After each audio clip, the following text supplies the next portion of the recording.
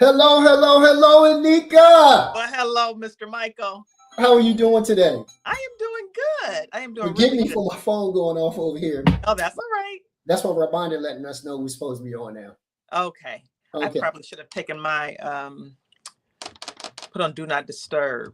Oh, Oh, it's up to you. I just did that because I knew I always need to do that as a reminder. But yeah. listen, on tonight, here we go. Here we go. We are doing a part two, kind of sort of from last week where Yeah. we had a great conversation and we were talking about women who Claudia, we were actually talking about Claudia, Right. and we were talking about women who may have missed their opportunity in terms of love, possibly because they were pursuing their careers Right. so heavy, and they got so heavy into it that they just kind of lost themselves a little bit. And now, at the tender age of 52, for Claudia anyway, she Right. wants to find love. She really, really, really wants love, and she's finding it challenging to do Yeah. so. And so you and I got to talking about this because I said, man, this is a great topic. I can't wait to share this with other people. And it was your idea. I'll let you talk about what the idea was, or Yeah. is rather. And thank you, Michael, for like I said, the topic is a really great topic, and like I said, you bring up about a lot of great topics. But I was saying that it would be nice to have someone on that kind of shares similar what Claudia's going through. 40 and up and never been married, don't have any kids. But I kind of wanted to flip the perspective because there are people out there who have done the Claudia route where they're focused solely on their careers. Then you have some people who have stayed in the wrong, they've been loyal to the wrong relationship. So Mm-hmm. my BFF, Rachel, she decided she would come on and tell her story on the flip side of that, which is being in the wrong relationship and for too long and missing Mr. Right. And so she wants to share her story. And so her name is Rachel Wallace. And I'll go a little more into how I met her because it's an interesting story how I met her. Okay, so let's do this. Let's not let's bring Rachel up. Okay. So I hope she's ready. Yep. Rachel, Hi. But Good hey, evening. hey, how are you? I'm great. How are you guys doing? Happy Monday. I know. Yes, yes, yes. Thank you so much too for jumping on with us. We are super excited to have you on tonight. I will let because Anika, you guys are friends. I'm just me and Rachel, so I'll let Anika do the honors of kind of leading us in the show this evening, and I'm going to just kind of follow along. And I have a few questions. I mean, well, maybe more than a few Yeah, questions. Michael has more than a few. I do. Right. I Okay. do. I do. But Anika, I turn it over to you, my lovely co-host. Go ahead and do your thing. Okay. Well, Rachel, again, thank you so much for joining us. We have some great conversations, and I feel like it was fitting to have you come on with this topic and probably many other topics, but for in particular this topic being. Well, let me just go back, slow down here. I want to tell you how I met Rachel. I've been knowing Rachel for 33 years? 33, 34 years. 34, something. Long time. Yeah. And so it was funny because she was dating my male best friend. Oh, And he brought her over to the house. He would always bring women over to the house for me to meet them.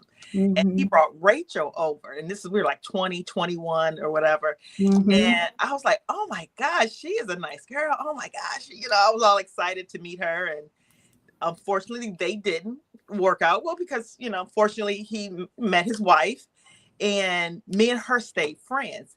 She was such a good person. I'm thinking, yeah, they didn't work out, but I want to be her friend because she's pretty cool. So it was just funny because I think it was around Valentine's Day that he brought you over for me to meet you because it was important to him for me to get that stamp of approval. And I stamped approval. Don't know why it didn't work out between the two of you. It just wasn't God's will for you guys to make it to the finish line there, but still there's a friendship. So that's how I met Rachel. I met Rachel through my male best friend when I was growing up. And here we are 34 years later, still friends. wow, that is an interesting story. Before we get started, listen, the show is going to be juicy. It's going to be fun. For all of our folks out in the comments, please leave us a ton of comments, questions, whatever it is you might have, ask away. That's what we're here for. So we're looking forward to hearing it. More importantly, we're looking forward to hearing Rachel's story. And I'm not going to belabor the point. I want Anika, you go ahead and keep going. And I'll just jump in. I'm gonna be on a fly on the wall for a second. So, Rachel, can you just tell? I mean, like I said, we only have an hour, so because three of us, we got to be mindful we got to get to it and the answer. We got a lot going on. We got to answer questions. We got to ask questions, and we definitely want to acknowledge our people who are chiming in, asking questions. So we don't want to miss those too. So just let's be mindful of that. Absolutely. So, can you just tell everybody, like, what do you do for a living, Rachel, and where do you live? So I live in, of course, I'm from Detroit, Michigan, the D. Okay. Born and raised, very proud of that. All things Detroit. They always say you can take the girl out Detroit, but you can't take Detroit out the girl, which is true. I live in Atlanta, Georgia now. Been here 16 years. I am the senior marketing manager for the Atlanta Community Food Bank. I am walking and living in my true passion. I left corporate America last December after 27 years in corporate. Really wanted to lean more into what my real purpose and my passion is, which is philanthropy work and just helping the community. So super excited to be joining you all. When Anika approached me about this, her and I, of course, over our 34-year friendship, we often talk about this because out of our girlfriend group, I'm one of our girlfriend group, one of the few single women that's never been married or have any children at the age of 54. So I'll be 55 this year in September. Okay. That's okay. Okay. So on tonight, our show topic is how loyalty to the wrong men kept me single at 50. And so I don't know what Anika just did. So it's just you and I, Rachel. And so until Anika returns, she's over there doing something with her monitor. But until she returns, let's do this. So you live in Atlanta. I do. You are 55. 54, sir. Not excuse me, 54. 54. Anika is older. I always tease her about that. Okay, gotcha. I don't want to add years to your age. Okay. You live in Atlanta. You are a marketing professional. And it's interesting to hear you say really quickly that you left corporate after 27 years. Yes. And you were pursuing your passion. And I say that, and congratulations to you, by the way. Thank you. I say that to you because I did something very similar a few years ago. I worked in corporate America for about 20 years. I own my own company, the IT company, and we specialize in software development.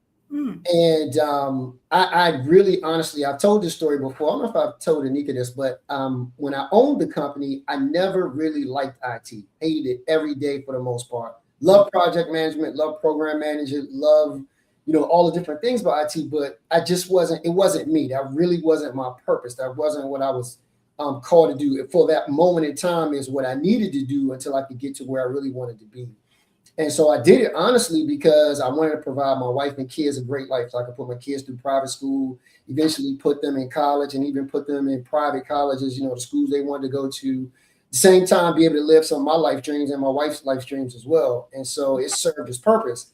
But I understood probably in my twin daughter's sophomore year of college, I just really didn't want to, keep doing IT anymore. I wanted to do something else.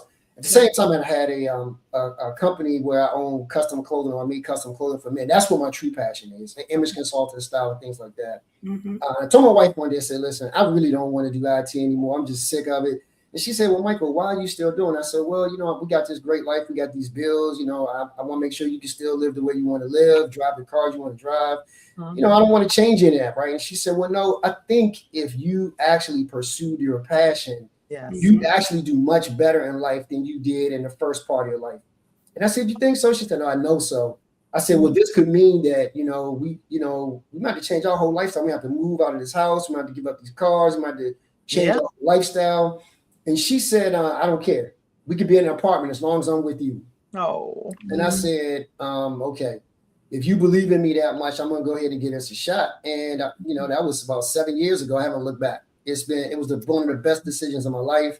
It's how I wound up in the Silver Fox Squad. It's how I wound up doing all of these other amazing things God allowed me to do. So I say that to say congratulations to you. We got Anika back now.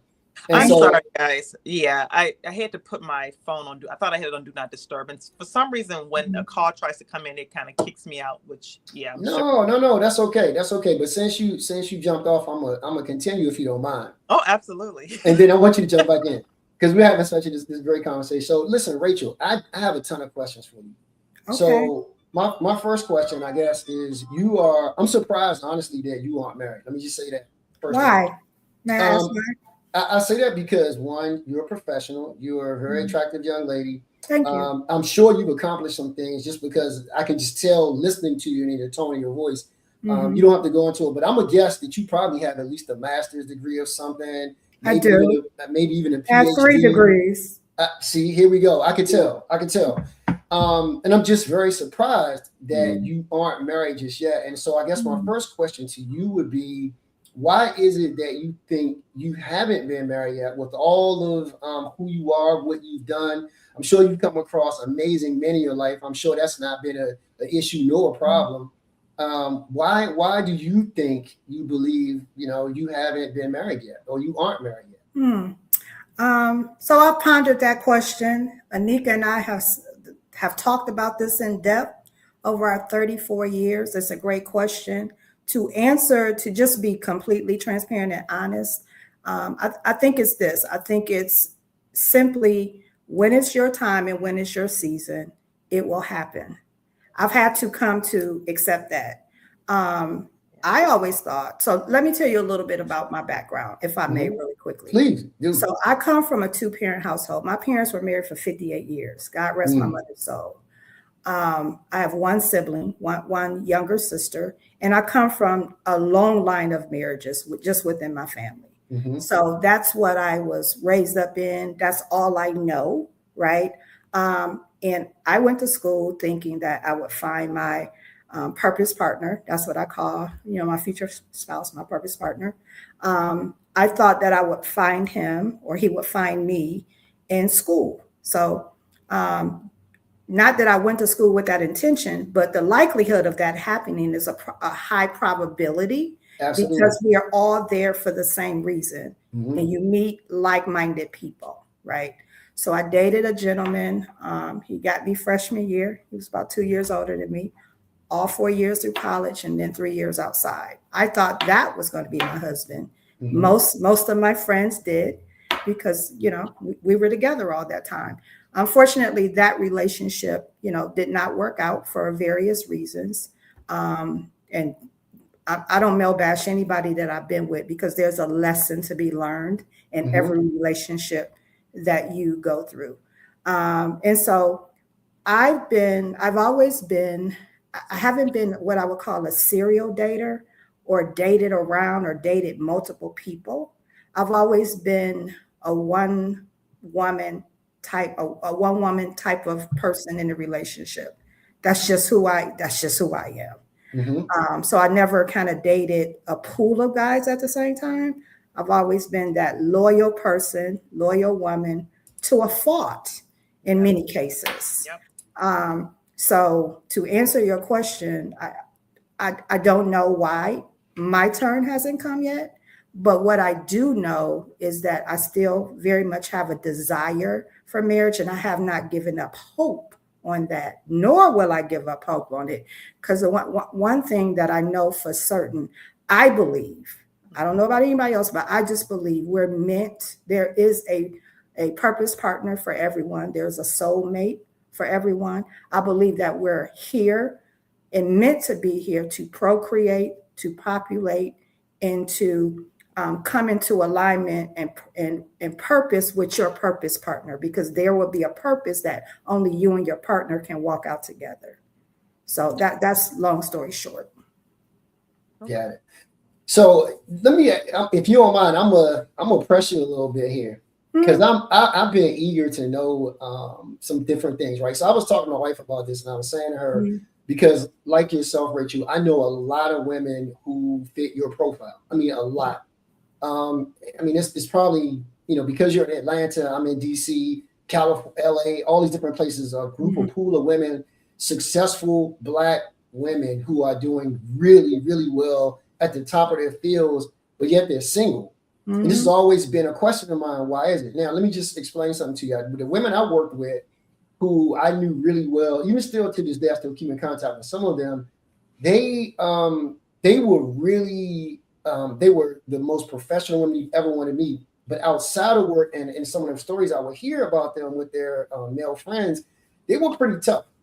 Some of them, I would say to them, you can't treat that man like you're at work, like a subordinate, right? Because he's a grown man, and no grown man is going to want to be treated like a subordinate. And they would always say, well, Michael, he isn't doing this. And I say, listen, not all men are created equal. All of us are different. We all do different things, do different things a different way. We all pursue life differently, right? So whereas a lot of women don't understand, men who make over 100,000, 150, 200,000, they're not a whole bunch of us. It seems like it and it feels like it, but it's not. When you're in DC, when you're in Atlanta, when you're in Detroit, probably you have a whole lot more of those men than you do. But then when you look at the population of women, that's probably 5 to 10, sometimes 15 to 1, even higher. I think in Atlanta, it might be closer to 20 to 1. No, I think it's 25, 28 to 1. Really. 25. So that's even, the odds are even harder or greater for women in Atlanta. In DC, is probably more closer to 15 to 21. But I knew it was high in Atlanta, just didn't know what the numbers were. Right. But with that said, I would tell them, I was like, you got this big pool of women, but a small pool of men. So if you're trying to attract a particular type of man, you may want to change your approach. And they would always tell me, I'm not changing my approach. You don't have to change his approach. And I said, well, why wouldn't you at least consider dating differently? This is a new term that Anika has taught me, dating differently, as opposed to he has to make this, he has to do this, he has to do. And they all said the same thing. I've worked this hard to get to this place, to get to this level. Why should I settle? I would always, I'm sorry, go ahead, Anika, what were you going to say? I just want to step in there because that's the total opposite of Rachel. Right. In terms of the loyalty. So I want to, okay, I'll wait until you finish. I just want to get to that. Because it's just questions now, right? Because we're going to get to that part of it as well. Okay. But I would always say to them, why not think about looking at the pool a little bit differently? A man that, would take care of you. Maybe he can't financially take care of you like you want, but he could do all these other great things. And their answer would always be, no, I'm not doing it. He has to make this. And I'm saying, well, in pursuing a man like that, let me just tell you what you're going to get. You're going to probably get a man who's a lot more demanding. He's going to be a lot more settled where he is. He's going to be a lot more, stern about certain things, right? And you may or may not want that type of guy just based on that. I know on paper, all of these things look great. Like he's 6'10", he's 250 pounds, might be dark chocolate, might be light skin, might be muscles. All this, owns his own company, making $4,100,000 a year. I'm just making up stuff here, but all of these different things. And I'm saying that's kind of sort of fantasy. That's not real life. Real life says there's a pool of men, and this is what the pool looks like. The 1% of that pool might be making that, that good amount of money. The next set might be making a little bit more, a little bit less. But the greater pool is at the bottom, where it's probably $100,000 less. But those men are still great men. Nothing wrong with those guys. Not a single thing. And so they would always tell me, well, no, I got to have this and I got to have that. Well, we look up now, and almost every last one of these women that I know, Rachel, they're all single. And they're finding themselves in the same place you are. And I asked them the same questions. Why do you think you are still single? And they, some of them give good reasons. Some, I listen to them like, that don't sound like a great reason, but guess what? That's your reason, and that's what it is. One of the things I love that you said was you haven't given up on love, and I want to encourage you to not do that. So that's good to hear. And so we get back to, again, your story. Now, your story is a little bit different because on tonight, we're going to get into this subject matter because, some women find themselves in different places. Tonight, your story is a little different in that you actually entertained these men, and you just entertained, and I'm gonna use your words, I think they were the wrong men because you probably gave more than they were given. Is that what we're talking about? I think that's accurate to a good degree. Okay. Right. Well, you describe it because I don't want to put words in your mouth. I think so I heard what you said about the women, career women such as Yes. myself, Mm-hmm. that want men that make a certain, they've accomplished, they've reached a certain pinnacle in their career. Mm-hmm. So they want someone that's either on that same pinnacle Mm-hmm. or higher. Yep. So they're looking at a different tax bracket. I get Yep. it. My background, and no shade to anyone, to each his own. Mine is a little different because my dad was a blue collar man. He worked at General Motors in the plant for 50 years. My mom was a stay-at-home mom. So for me, very early on, I could never, again, for me, say I only want to date a white collar man or a man that makes this amount, because my dad provided an awesome living for and provided everything that my mother, my sister, and I needed. So for me to say I will only date this type of man and this type of income level, it's a slap in my dad's face. And what he was able to provide working in a plant, being from Talladega, Alabama, him and my mother, moving from the South to the North at 18, working for GM for 50 years, not missing a day of work, even when it was, when we had parent teacher conference, he would tell my mother, Margaret, I'll work a half day and meet you at the school because these teachers need to see there's a father, a Black father in the house, right? So mine is a little different. For me to say that would be a slap in my dad's face, and I could never do that. Now, with that said, right, I've dated all collar, blue collar, white collar, no collar, just being transparent with you. So, for me, I just feel like the men that I dated did not serve me well, and we were not aligned in what I was looking for, which ultimately is marriage and a family at the same time. So with that, I stayed longer in relationships than I should have, because thinking, as most women do, well, if I just stay in there a little bit longer, he'll change his mind. I know what submission looks like because it was modeled for me every day.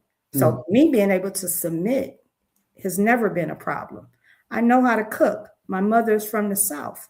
Nika tell you she's been a beneficiary of my food when I come home. I know how to serve. She see me even now, God rest my mother's soul. When I come home, it's all about my dad. I serve my dad, right? So those things don't really, again, apply to me. I know how to submit, but what I won't submit to is someone that don't have a vision and can't show me that vision. But can we talk about, though, when you think about, like you said, when you initially get into a relationship, people are putting their best foot forward. And so when we think about how long we stay, we are so thinking about what we experienced in the beginning, which was probably good in that relation. There's probably good in that relationship. So we are sometimes hanging on to that. So our loyalty sometimes can be a function of, I know what he gave me in the past, in the beginning, and I'm searching and seeking that. Can I get that again? And so we're holding out for that. Do you feel like in some of your relationships, because they did start off good? Absolutely. So it didn't start off the rip, them being a bum. Right. No, Nope. they started off pretty good. So you feel like sometimes you held on to what you saw in the beginning, which was good, and hoping to revive that? Not only revive that, but hoping that at some point they will see my worth, if I'm being real, of being wife material, right? Yeah. And that they would change their perspective of wanting to settle down with me and have a family with me. They just wasn't there when I was there. I got a question. So I'm just curious to know, because Arnika she touched on this a little bit, but were there not warning signs or like stop signs or something earlier on that says with let's just say potential number one, where you saw it just after a year or after 6 or 7 months, did you not see some flags that went up that was like, wait a minute, this doesn't look like it's moving in the right direction, or it's going to move in the right direction. Mm-hmm. And if you did, Rachel, Mm-hmm. why didn't you stop at that flag and say, let me get out now, because Mm-hmm. you know, my time has been well spent. I've done everything that I Right. possibly could do to show this man that I am the woman that God has selected for you, or that I at least believe, you know, you believe you should be his wife. Were there signs there, and did you just ignore them? What was it? Were there no signs? I'm just curious. Well, I think it's a couple things. Early on, when you're young in your 20s, you're not, what I know now to be true at 54, you don't think like that in your 20s, right? Especially in college. So I would say with my college sweetheart, you know, no, that came in time. There were some things that happened that I said, okay, this is not going to work. I got to get out of this. Unfortunately, I spent 8 years in it. But again, we're growing together. I'm still young. He's still young. I'm trying to find out who I am as a woman. He's trying to find out who he is as a man. Moving into 30s, yes, there's always, let me say this, there are always signs. Now, whether we choose to see them is another thing, and ignore those signs. For me, of course, there were signs. I don't know if they were 6 months in, 7 months in. I guess it really don't make a difference. But what I'm saying is taking accountability. I stayed longer than I should have. I can say that. I can accept accountability for my part, because there's always, everybody has to own and accept responsibility for their part.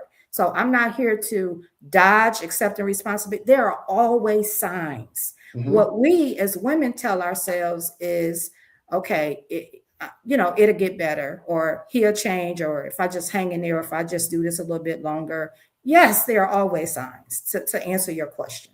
Yes, there are always signs. But so I guess the reason, I'm sorry, go ahead, Mika. How would you say, Rachel, your parents being together influenced you sticking and staying in a relationship? Because a lot of times when you see parents go through their ups and downs and they stick and stay, like, how did your parents influence you to kind of, you know what, let me, hang in there and figure this thing out? And you and I have talked about this over the years, but my mother was instrumental in, I always say I had staying power because of what I saw, right?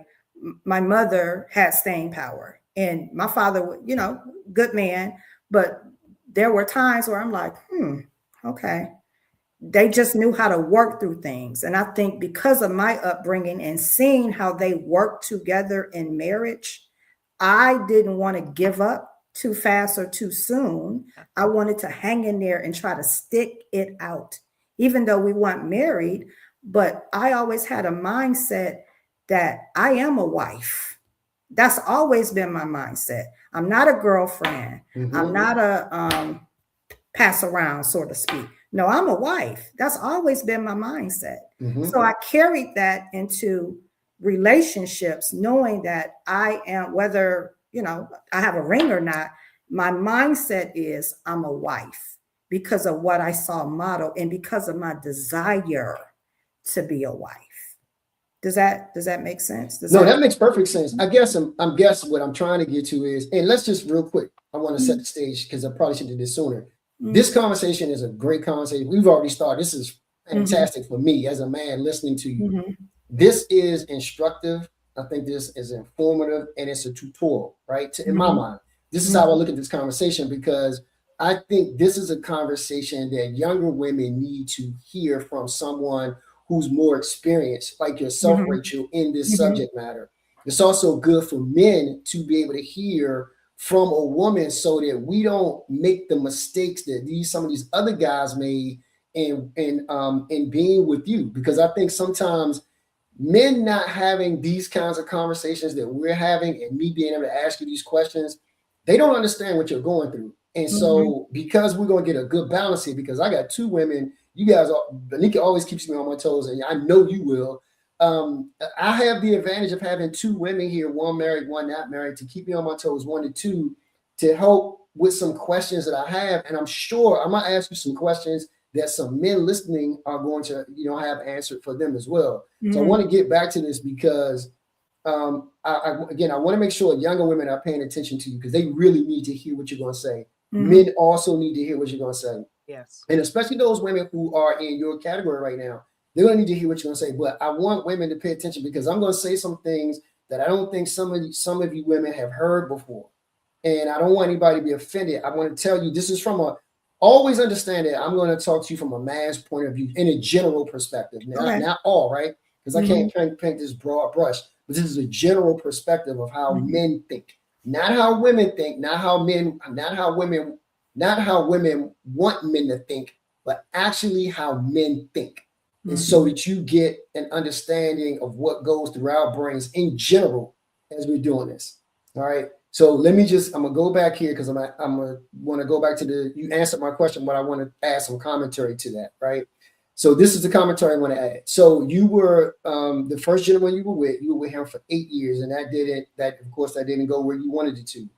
The next gentleman, how long were you with him? Just curious. Probably maybe 2 years. 2 years. Yes. Got it. Have you ever put in your mind and say, listen, if it goes beyond this point, then I'm going to have to potentially say this isn't going to work. And before you answer that question, one of the things, that oftentimes when I talk to women about these different subjects, I say to them, you have to be very honest, not just with the man you're dealing with, but with yourself as well. I have 3 daughters and a wife and a granddaughter and a dog that's a girl. So for me, women are important to me, a mother, aunt, all these different things. So I'm very protective about the women in my life.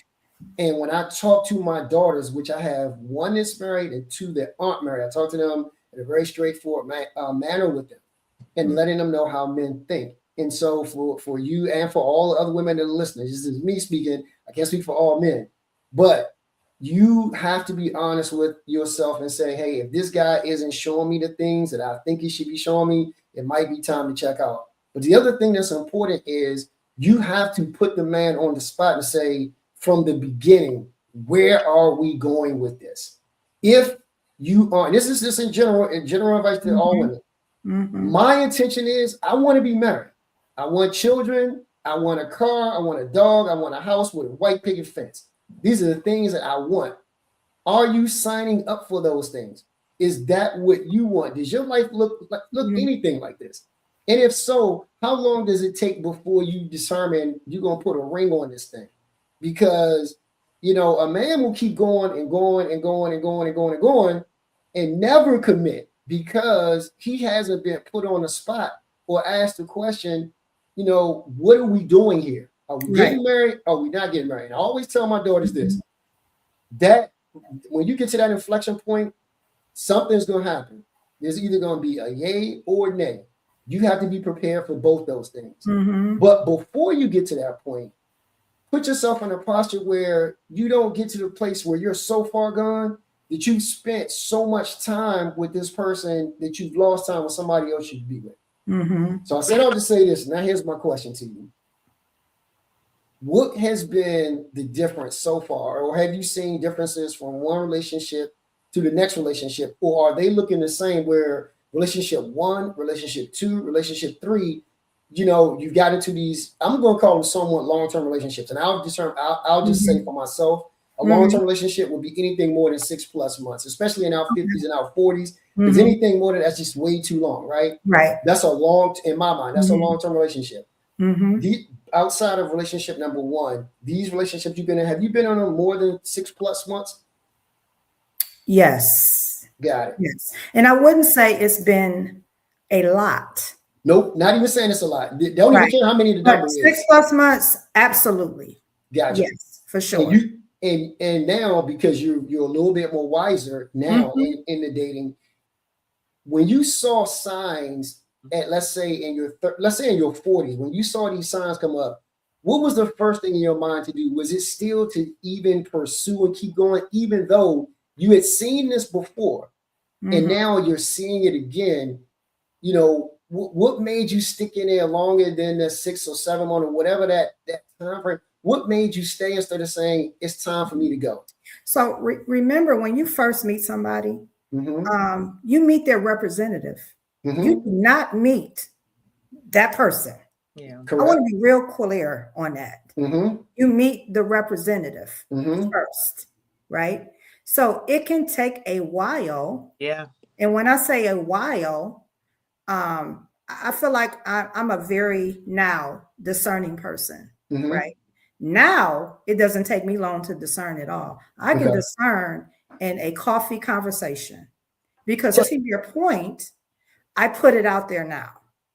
And I don't even go on a dinner date. No, I want to have tea or coffee because my time is so valuable now that in that 45 minute to an hour conversation or in that first 30 minutes, I'm going to determine whether I even want to sit across from you for 2 hours, hour and a half, 2 hours for dinner based on that conversation. Now, but that comes growth. So to answer your question, you meet somebody's representative first on both sides. Let's be clear about that. You do. So it's going to take you, for me, it took me a little bit longer than 6 months because you got to see how repetitive, how are they going to be consistent from if they were, I'm old school, so I'm going to use an old school term.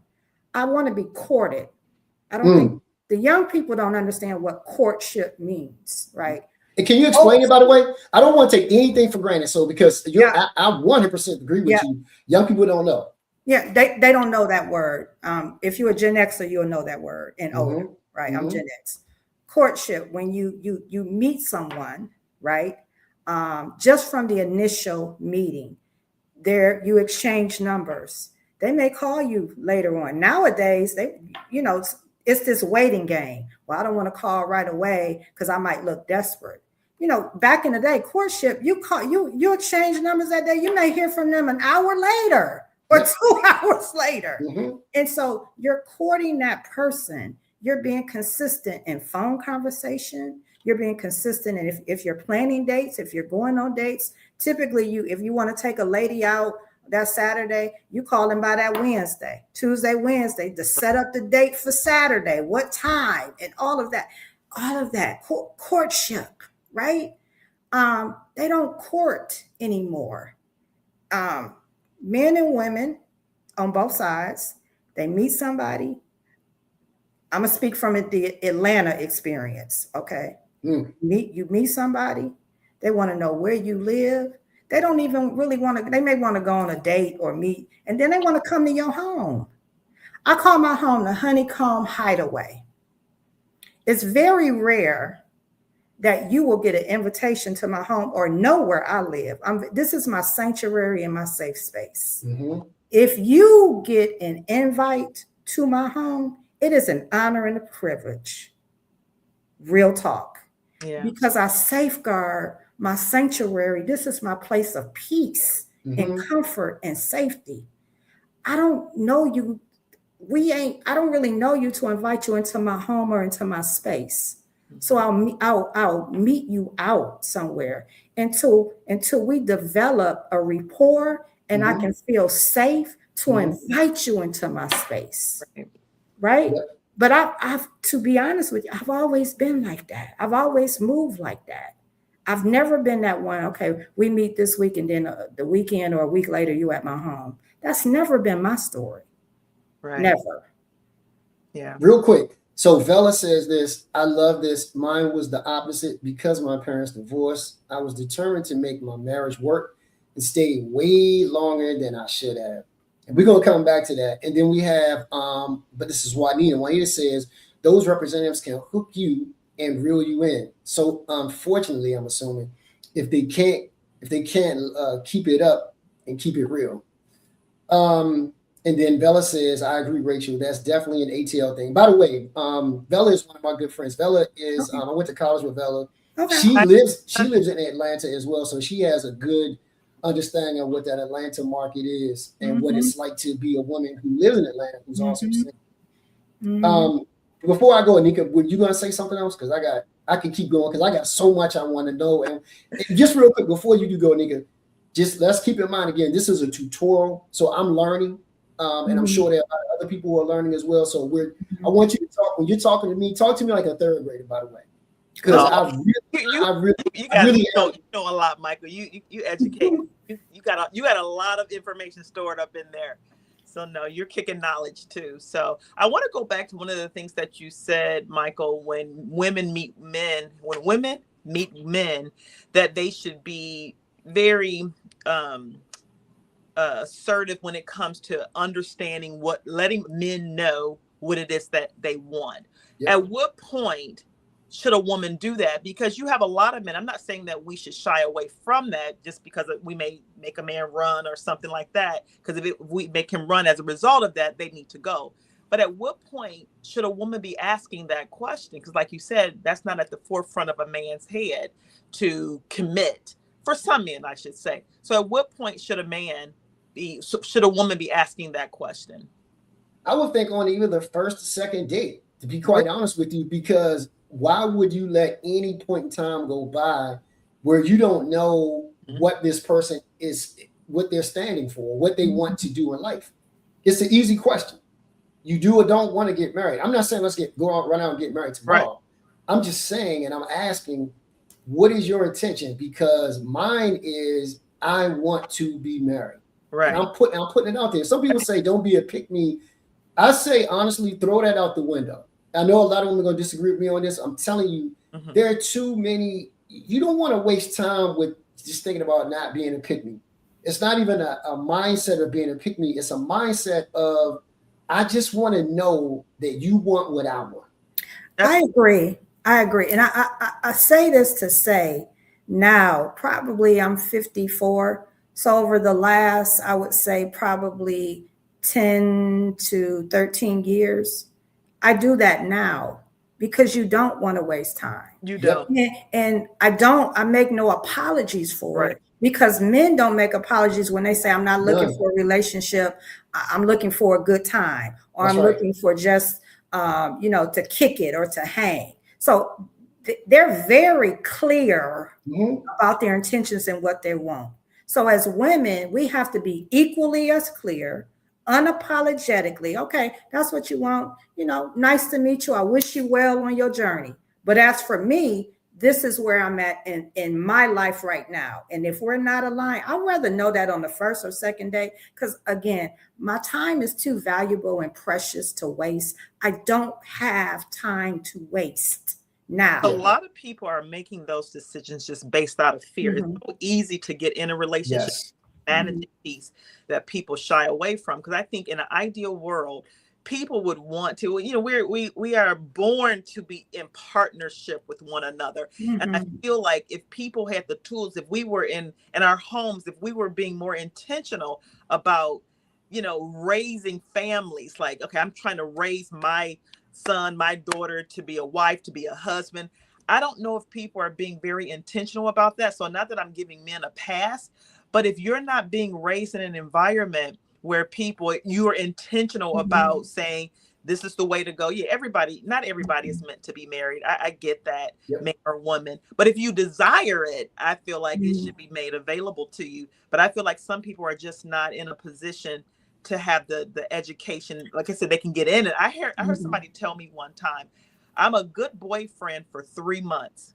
But after 3 months, I don't know what to do because, again, it's easy to get in a relationship, but it's just the managing piece. A lot of people shy away from it because I said this before too, Michael.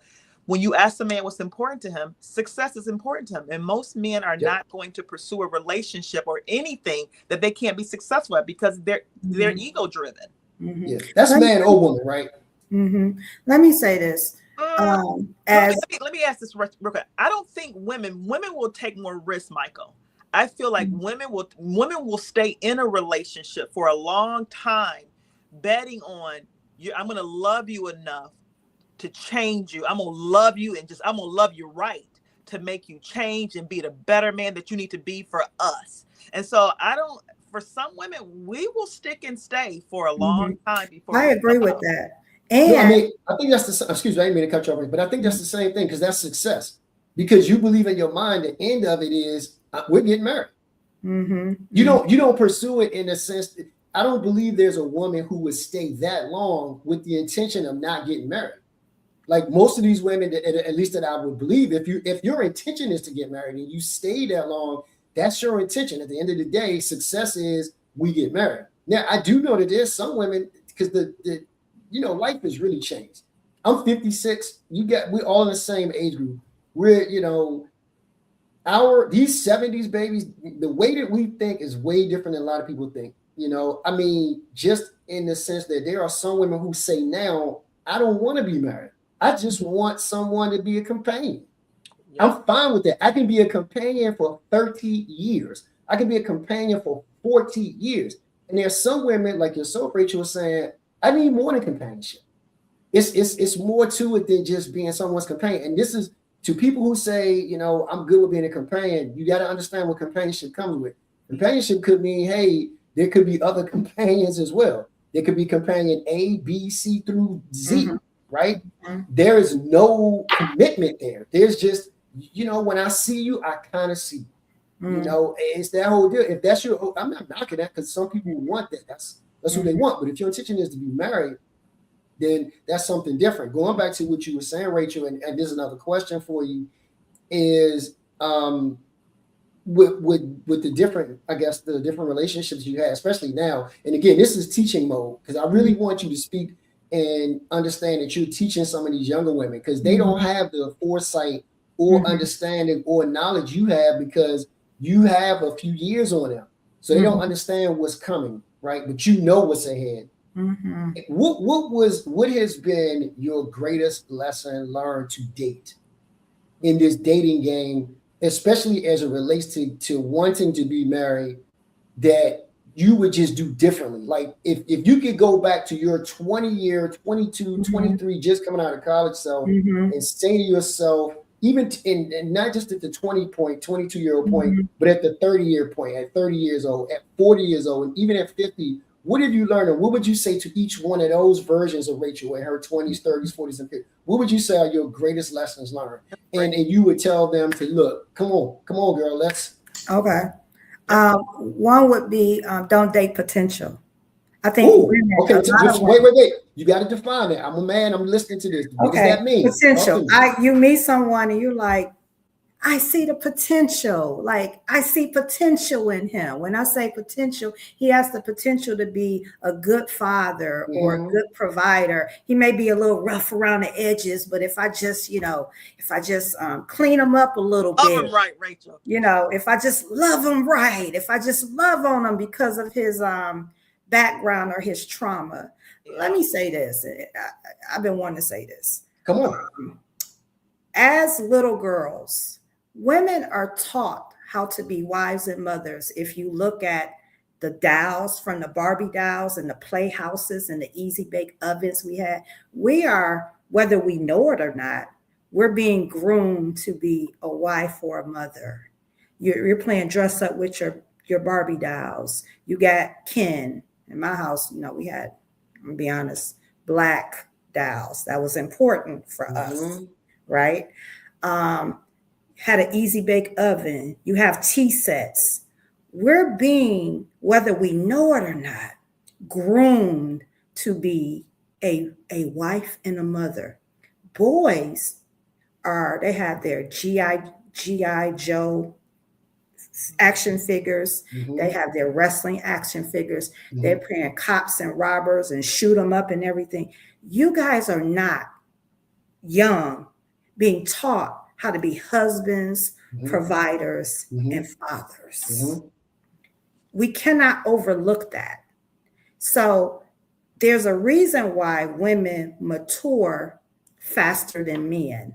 Again, whether we instinctively know it or not, at a very early age, we're being groomed just through how we play and interact. Mm-hmm. You guys are outside running around shooting at each other. Mm-hmm.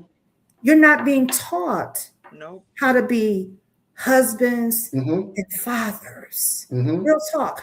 Some men come and women come from broken homes, so they're distorted in what marriages are. That's why you have a huge population of divorces and especially in our community, in the Black community. They don't have the staying power, or they're not willing to fight for the relationship, whether mm-hmm. that's through spiritual counseling or whether that's through psychological counseling like Nika. Mm-hmm. They just give up so easy. And the statistics show that because of so many women to one man, okay, well, I can get out of this and I can get another woman. Whereas women, we get out of something and we're single for a while. Men get out of something, they get right under something.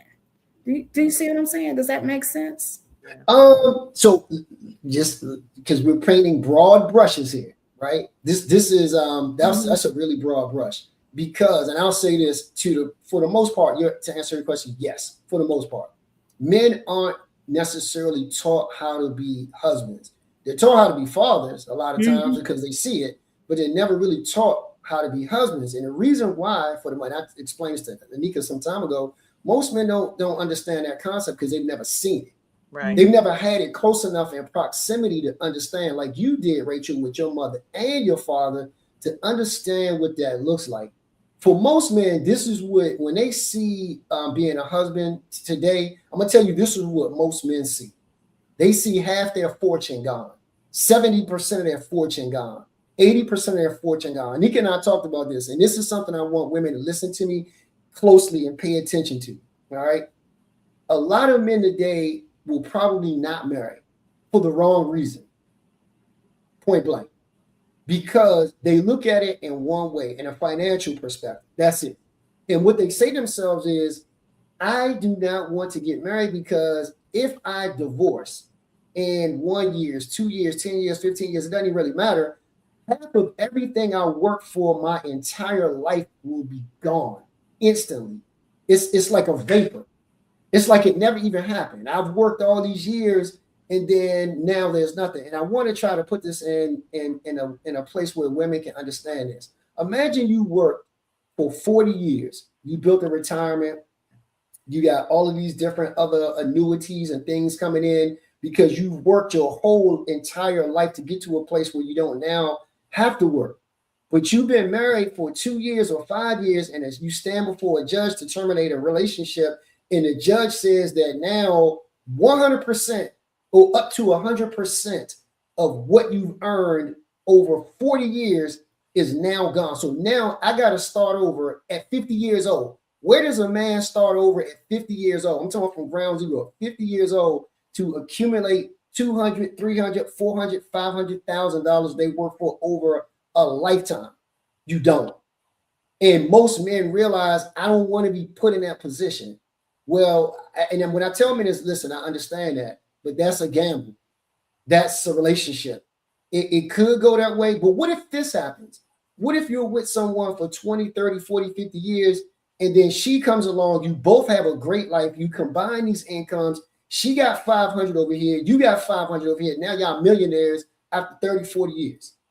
And life is great. You've had 4 kids, a dog, house, you've paid off all these different things. You can travel, have all these things. It could go either way, right? But most men don't see it going the way I just described in the latter, because too many times in the former, it goes that you go to court and you lose everything. So it's difficult. So all I'm saying to you as women, not just to you, Anika, not to you, Rachel, but just women in general, this is not an excuse. I'm just trying to get you to understand how men think. This is how a lot of men view marriage, because they don't want to lose every single thing that they work for.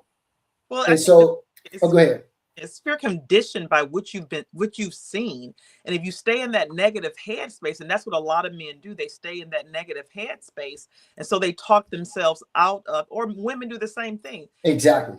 I was going to say that. Themselves out of being in a relationship because it's based in fear. Correct. Let me say this. So I hear what you're saying. I don't necessarily disagree with what you're saying, right? Because you're talking from a man perspective. Correct. I'm not a man, so I can't speak from you all's perspective. Thank you. I'm a woman, and I would never try. But just like you quoted and said, men can lose this, it's the same truth for women. Yes. We have worked hard to get to where we're at. Mm-hmm. And these days, yes, right, wrong, or indifferent, you have women making more than men. We have worked 30 years. I told you, I left corporate after 27 years to pursue my real passion of nonprofit, of helping. So I've worked hard Yeah. I wasn't given anything. Mm-hmm. I worked hard to get to where I'm at in my career. I don't want someone to come in that may not be making as much as me or had to accumulate, and then he can now get half of my. It's both ways. It works both ways. It's not one-sided. Women, No. women are doing quite well too, right? So, but going back to what Anika said, if we go into it with that negativity and that is our mindset going into it, it's not going to work. What happened to what happened to partnership and coming together and building? Well, That's hold what on. I saw. That's what I want. I'm Yeah. not saying, I'm not one of these women that's saying, I have never said, and Nika can attest to this, and I have plenty of girlfriends that's on this live right now. They can all attest to this. I've never been one of the females that said, in order to be with me or date me, you have to be in this income bracket. I understood building partnership. Why can't we put our money together and build? That's what I want to do. Real partnership.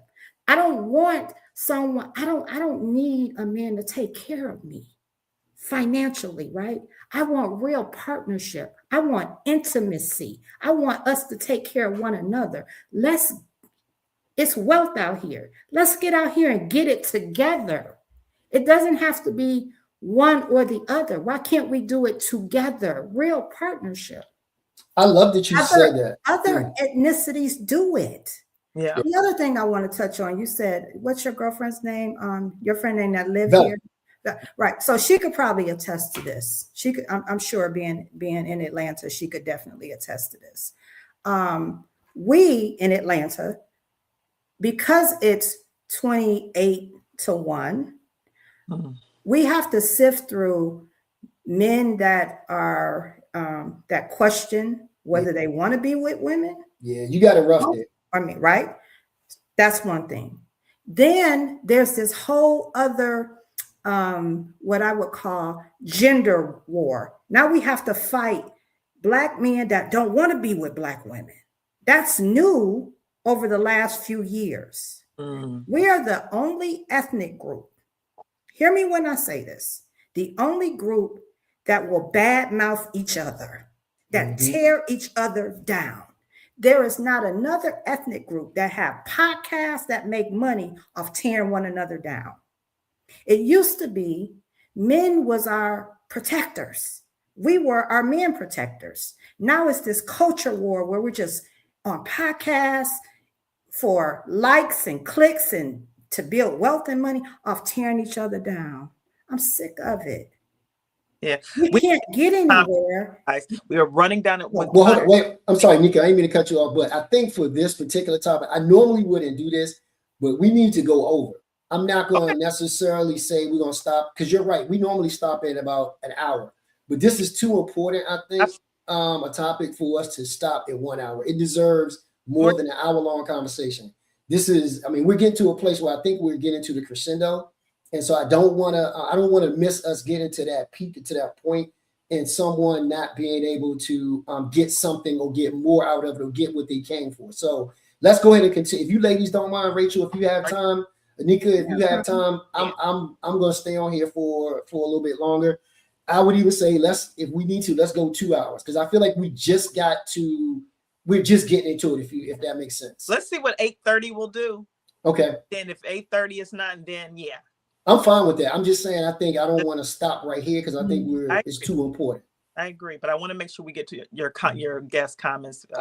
Yep. So let's go to the comments real quick because Anika just said it, and that's true. So I'm just going back real quick. So Charlie says this. Well, let me go back to Juanita. Thank you for hanging in there with us, guys. Greatest lessons learned. This is what Juanita says. Don't ignore and make excuses for the red flags. This is what I was getting to as well. Yep. And if red flags are tied to their character, 100% agree. Don't shrink yourself or dim your light for the sake of others. 100% agree with that. Derek says, I've considered it, Michael Johnson. However, it's a long shot. I'm thinking marriage is what he's talking about. Charlie says, Charlie Baxter, hey, Charlie, what's going on? He said, I'm 68, married 38 years. To think about losing all we have worked for would definitely be scary. when I got married, it was for death do us part. 100% agreed. Yeah. Wanda says right. Derek says not really, Rachel. And I'm going to let Derek, you can come back and tell us what you mean when you say not really, Rachel, so we can understand that. And then Vella says, woo wee. Yes, Rachel, it's insane. Talking about living in Atlanta. I vowed never to date anyone here, which is what I wanted to get to as well. But I want to ask you a quick question, Rachel, because you said don't date for potential. And this is where, up until right now, I was 100% with you. This is where I'm getting ready to jump off the train or stop the train a little bit, slow it down some. Here's why I say that. And it's not, and I think what you're saying is you can't date all potentials.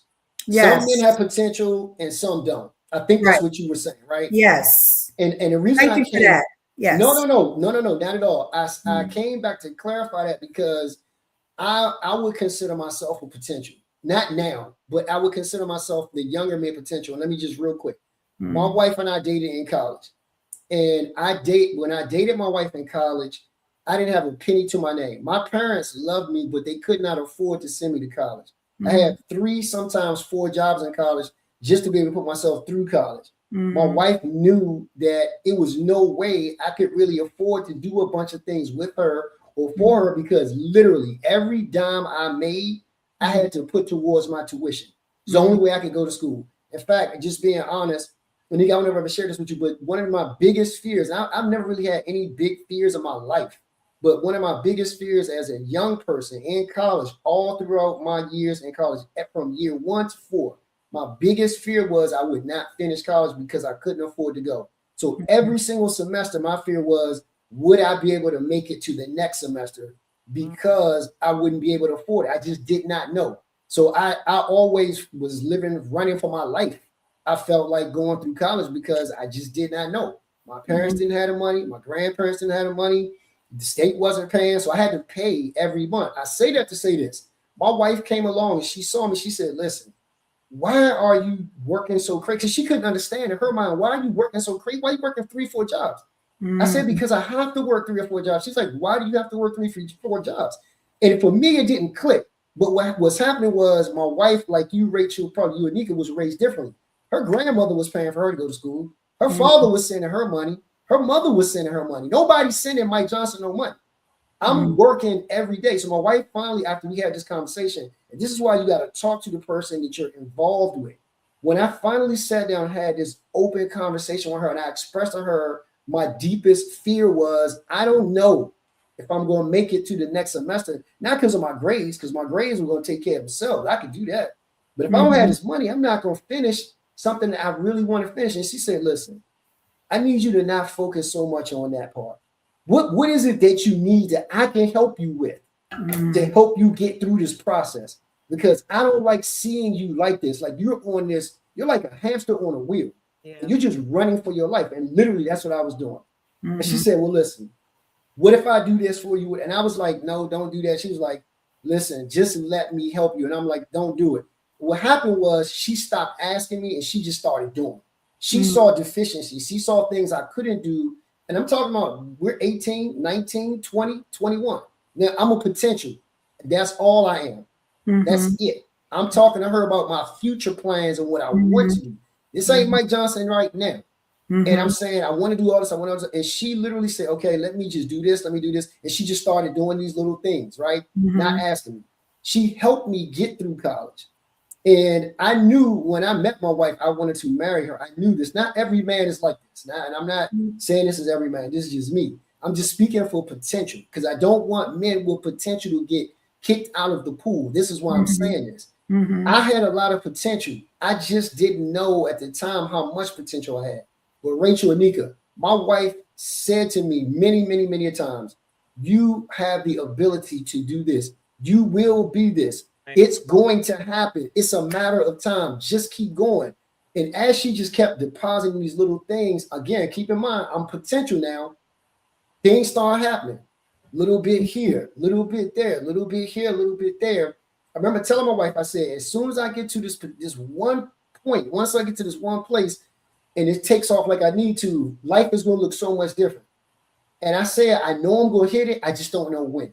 I'm potential. Yeah. Anika, Rachel, I'm potential until I'm almost 40 years old. Mm-hmm. I didn't hit my stride till I was almost 40. Wow. Now at 30, I got a really big break. I mean, a huge break that changed my life overnight. But it wasn't until I got to almost 40. I'm saying this for a reason, because some men are potential and some aren't. And all I'm saying is for those who God has deemed to be potential material, follow that path. Not ones who you in your mind, I'm gonna make him this way. Women, ladies, listen to me. You cannot make a man nothing. If he doesn't want to be it, he is not going to be it. I don't care what you do. I don't care how much you give him. I don't care what kind of sex. I don't care kind of money. I don't care. It doesn't matter. If he doesn't have it in him, he does not have it in him. That's just the bottom line. Some do, some don't. Same thing applies with women, right? That's it. It just is what it is. I'm just saying you can't love him to that place. He has to already have it in him. Yeah. And then when you do love him, it's going to nurture him. And what it will do, and this is what I would say about my wife, it will take you to another place.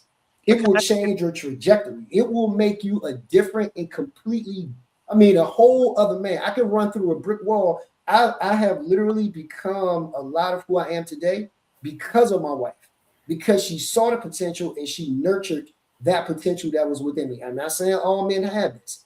I'm not saying that, but I'm saying there are some. So don't kick all the men out the pool. That's why I wanted to clarify that with you and put that out there just so people knew. Go ahead, Nika. Something real quick, guy. Yep. Michael, you're making a very good point, but think about it. You were a teenager. So you guys grew up and went through the struggle together. Correct. So if you're in your 40s and your 50s, you're hoping that somebody in their 40s and their 50s has, I mean, yes, you're looking for other potential. I would think that you're stable, you have a stable job, you have a car, you have a home. Mm-hmm. I would think you have those things. But the things that you're looking for now, Rachel, and you're not settling, what are the things which you say, you know what, these are the things that I'm not, there's no compromise on these things. Yes, you got to have a house, you got a car, you got to have those things. You got to have 401k, you got to have a retirement plan. You got to have those things in place. Well, Anika, wait a minute. What if he doesn't? Listen to me for a second. What if listen, women, this is, you said this, Rachel. No, 1 second, just real quick. Rachel, you said this. Women mature a lot faster than men. Please, we cannot let this get past us. Hold on a second. 40, 50. Hold on a second. Women mature a lot faster than men. So keep in mind, with Black women, especially right now today, you are some of the most educated women on the planet. Men, Black men, I'm just speaking for Black men, they have not, and some Black men will argue with me, and I don't even want to hear the arguments because I know we're nowhere near you guys in terms of where they go. And this is my point to you is this. Yeah. Think about this. If you're in your 30s, Anika and Rachel, and I know you, I'm sure you guys have done this. You've probably been investing since you were probably 20 something years old. You've probably been putting away, stacking away. You've probably taken some courses on investment. You've gotten all these different things. I can tell you most Black men at 20 and 30, 40 something, they haven't gotten it. In their late 30s, probably in their early 40s, I'm sure they probably gotten some kind of whatever the case is. So when Anika, you say he has to have a 401k, some men at 40 something, they may have a 401k, but it's minuscule. It might be 10,000 in there. Yeah. 10,000 in a 401k at 40 is nothing. Let's just be honest. Or 50,000. Let's just say even under maybe 100,000. Yeah. My point is this. I don't want someone to get kicked out of the pool because Rachel and Anika, you women are brilliant women, right? There's a man out there. I'm just speak to Rachel for 1 quick second. There's a man out there who may not have all of the things that you have, but guess what? God brings us together as husband and wife because you become my helpmate. All the places where I'm deficient, or most of the places where I'm deficient, you're strong. So I look, and I'm teaching now for men. You look to your wife to be that strength. I always use an example when I'm doing my married couples counseling or just counseling in general, where I say I have a man and a woman face one another. And what I ask them is, I ask the man first, if you're facing your wife, tell me what you can see behind you. You can't see a single thing behind you. I ask the wife, what can you see? She can see all these different things behind him. That's his protection. Same thing for you. You come together to help one another. Where I can't see and where I have blind spots, you become my vision. You become my help. And most men don't realize this, and I'm assuming. Rachel to answer this though, Michael. We need Rachel to step in because she's single and over 40.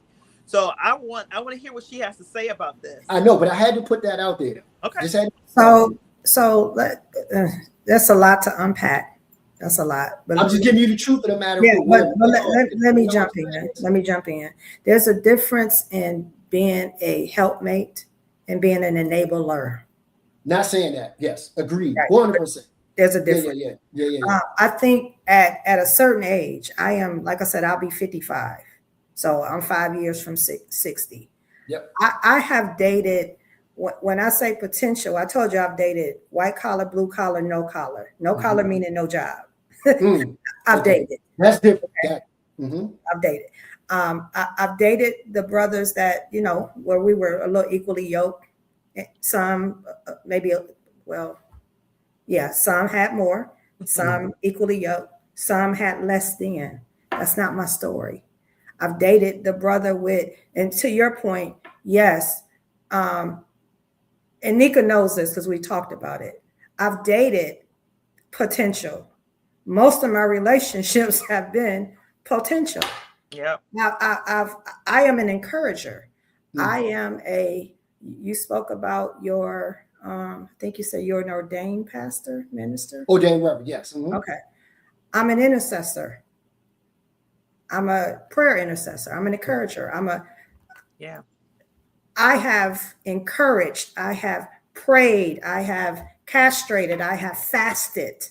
I've done all those things. But you get to a certain point, and so God bless you that your situation worked out like that. That's not everybody's situation. Understood. So I'm telling you, for me, I can't speak for anybody else. But at 54, I'm not doing that because I did all that and it didn't get me the desired outcome. I did it and stayed too long. I'm not willing at 54 to do what I did at 30. It did not get me the desired outcome. 100% agree. So just real quick, I had to change for me, change how I date. And again, I'm not saying that he has to make more than me. Yeah. I've never said that was a prerequisite. But what I am saying is me, Rachel Wallace, I'm no longer dating projects because I've dated projects. Okay. I'm not anybody's savior. I'm not Mother Teresa. Been there, done that. My girlfriends had an intervention with me and said, no, you better than this. You deserve this. I'm not doing that because I did it for years and it did not get me a desired outcome that I wanted, which is marriage and children. So at this age, when you know better, you do better. I'm not doing that. Yeah. And for me, I stand in my truth and I stand in that. I stand in that because I've always dated below grade. If we're gonna have a conversation, let's go and tell the truth. Okay. I don't know what it's like. I'll say this. My mother, God rest her soul, died at 75 on Christmas Day 4 years ago. Her hands never touched a gas tank. This woman never pumped gas. She did everything inside. My dad did everything outside. So then when she passes, I got to now step in and get my dad used to what his new normal is because he didn't know domestic stuff. So I stayed in Michigan 7 months to help him do that. I'm total opposite of my mother. I pump my gas. When we get off here, I'm going to wheel my garbage can because tomorrow is garbage day. I got to go to Home Depot and get my light bulbs. I got to get my 12-inch ladder and I got to change my own light bulbs. My mother don't know nothing about that life. That's been my life, right? I'm looking for now. Yep. I can do it. Yeah. Do I want to do it? No, not all the time. I'm looking for what's the new term? I want a soft girl era right now. I can't stand that word though. I know. I said it to be a little comical, but I want to know what it feels like to sit on the passenger side. I'm always driving. And in Atlanta, if you've been here, you know the traffic. My commute to work and back 2 days a week is 2 hours there and 2 hours back because of traffic. I want to sit on the passenger side. I think you should. I got a question. Were you an enabler? Yes. Okay. And I'm Now not this going is to what I'm take trying to say. not Okay. all relationships now. No. But I get it. But Okay. I have served in that role as being an enabler. There's a difference in being a helpmate and being an enabler. Exactly. In my last relationship, which was 8-9 years ago now, I was an enabler. But Rachel, you know what? Because you had the money, you had yes, you still have it. I felt like you felt because you are a giver, you have a big heart. Yes. If I have it, I'm gonna give it to you. Yes. But because you have it doesn't mean you need to be giving it to anybody. Exactly. 100% agree. 100% exactly. agree. So that was part of my story. Because Anika hit on it. I just don't have a big heart in relationship. I have a big heart in my friendships. Right. My girlfriends are like my sisters in my family. And I tell them this all the time. I'm the protector in the group. I have a big heart with them. When I love hard. I see the best in everybody. I see the best. And I love the best in them, right? When I say loyal to a fault, where you stay longer than you should, you stay because you see the potential, because you see, like your wife saw past, she saw some things, I saw those things, but you said something key. You can't want it more for them than they want it for themselves. 100%. Yeah. 100%. And my issue was I wanted it more for them than they wanted it for themselves. Stop right there. Thank you so much. This is important. I think women need to hear that what you just said, and it needs to register, because you can't want something for somebody that they don't want themselves. Not everybody wants that or the thing that you want for them. If they don't want it, it's time to go. I just gotta. When did you learn that you were an enabler? When did you learn that?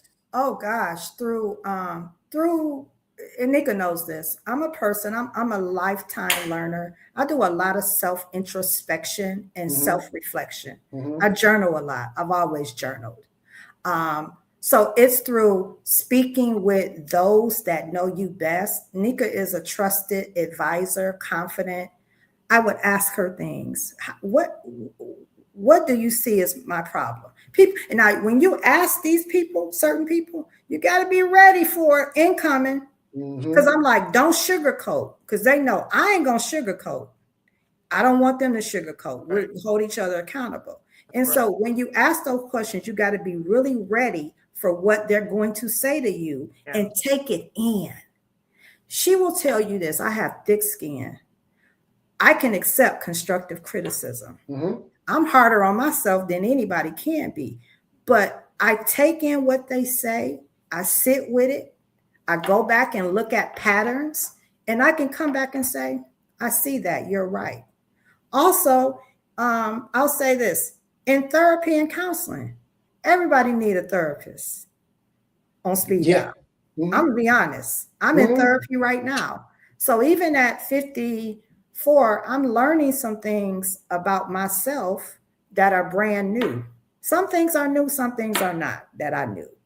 So yes, have I been an enabler? Yes, I've been an encourager. I've been an enabler. I've been a helpmate. I've been all of these things. But do you also feel like, Rachel, and that sometimes we can invest so much in these relationships? Yes. Invested so much in your relationships that you weren't willing to just give them up. Because what ends up happening in some cases, Michael, women invest so much in relationships. They want to be married, and they've done so much. They poured into and invested so much in a relationship, and they see that things are not necessarily going the way they want them to go, but they don't want to let go, because if I let you go and I didn't build you up to this point and you go off and be with somebody else, I think sometimes women, we stick and stay in some cases because we have invested too much, and we're just waiting for the payback. We're waiting for the payoff. Everything you invested. You're going to get it together. You're going to be right. But so we stick and stay for so long, some of us, because we want to cash out on our investment. We don't want somebody to be able to cash in on everything that we've invested, and then you go off and marry somebody else. Now, again, that's not necessarily a reason to stay with somebody, but sometimes that is the mindset. I've invested all this time in this relationship. You're going to go off and be with somebody else. Right. I'm going to wait it out until you marry me. And I'm going to keep It's good to you. I'm going to keep just loving on you. And we're going to get to that place where I want to be. Yeah. So, and some of it is this, Michael. You got to be willing. I've because I want to be better and do better and date differently. You got to be willing to go back to that one man that you dated, was in a relationship, or maybe two, and ask them some questions. And I've done that.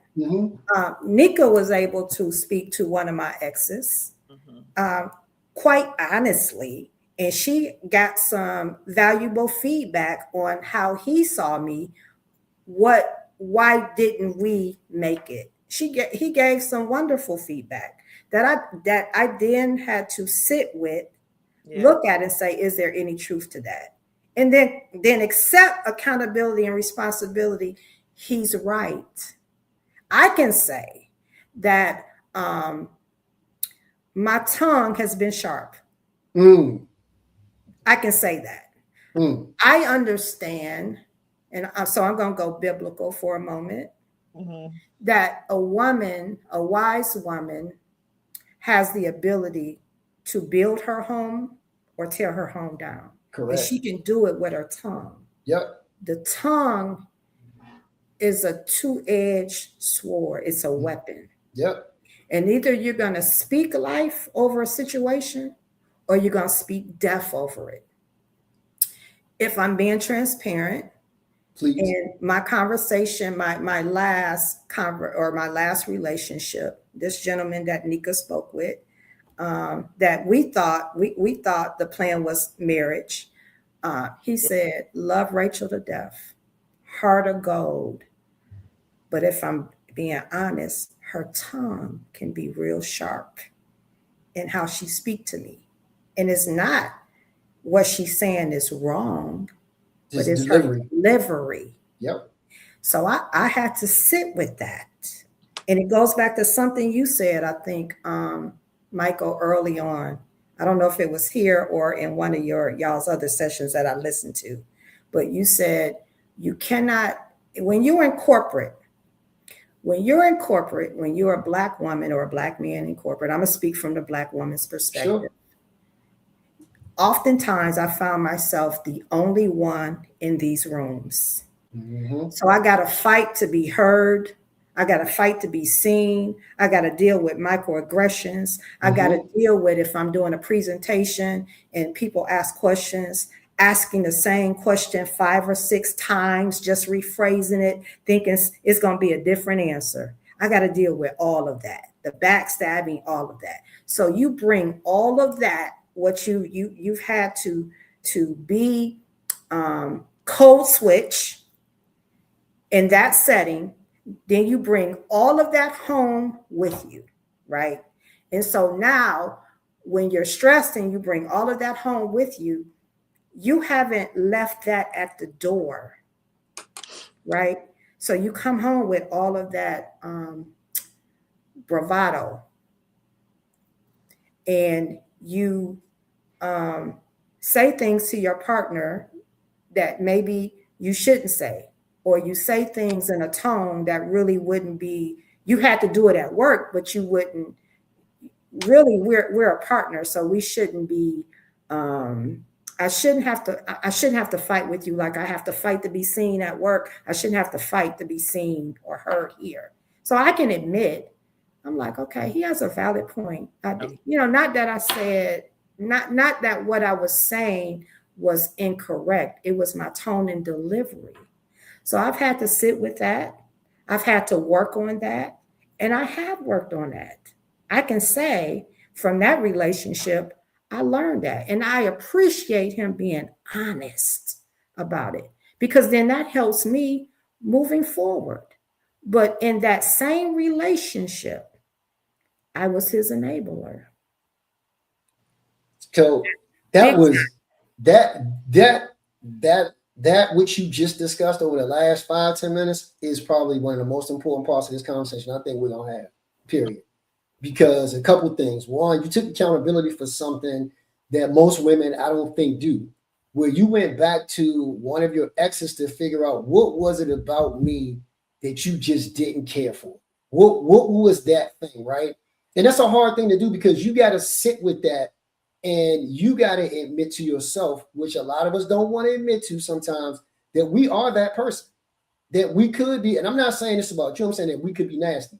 And if I could be honest with you, I have had to, over the years, work on that about myself and realizing that, your tone is everything. Your tone is everything. The message itself is clouded when the tone is horrible. It doesn't matter what the message is. When the tone is horrible, they can't hear what you're saying because the tone is drowned all that out. One of the things I want all women to know, and I'll just ask you the question: do you know what's most important to most men? I think I can speak with authority here with this. Do you know what's one of the single most important things to any man that he has to have from a woman? Do you know what that is? Respect and appreciation. Respect and appreciation. Respect, the first one. If a man feels like he's violated and disrespected by the person whom he's supposed to love by the most, the relationship is never going to work. Because when you make a man, and I'm just going to cue women in here, take it how you want. When a man feels disrespected by his woman, he'll go look for another woman who respects him. But can I say this? Hold on. I'm going to let you definitely give me 1 second. Okay. When a man feels disrespected by a woman who's supposed to love him, who says she loves him the most, it doesn't matter if you're an enabler or not. You give him all the money, you give him all the sex he wants, you fed him like you could never be fed ever again. If you disrespect that man and you continually disrespect that man, what it does is it devalues him. It makes him feel less than a man, period. And no man can live with that. Not a single man. Every man wants to feel like a man at the end of the day, especially by the person who says they love him, his potentially or his potential wife. And if I'm speaking to women now, because I've done this a lot, if you suffer with this problem, that one thing will stop you and hinder you in every relationship you have. That goes for a man too, but especially for women, because women like yourself, you're right, you do have to fight. And I feel bad for you because I've seen it with my own eyes where Black women have to fight all day long to get to a place where they are disrespected. And you're the smartest and the most talented and the most brilliant people in the room. But you're challenged because of that. Yeah. And then you got to come home and you do have to code switch. You now got to turn all that off that you had to deal with at work and become this. You want that soft life, then you got to become that soft wife. And that includes toning and turning down the volume. It includes turning down the tone when you're dealing with your spouse. And sometimes I'm so appreciative for you, Rachel, for your honesty, because most women will not admit that they have these sharp tongues. They won't. They will not admit it. They're just like, he should be able to handle it. Every person is not built the same. Some men can handle a woman with a sharp tongue. Most men can handle it, but most men don't want it. Yeah. They do not want it. That's something they discourage, period. And so you have to be careful going forward. As you said, you have been. I'm so glad again to hear you say that, because it's going to help you tremendously in your next relationship. It only comes with self, most people, and this is on both sides, are not willing to do self-introspection and self-reflection. That's never been an issue for me. I always take time.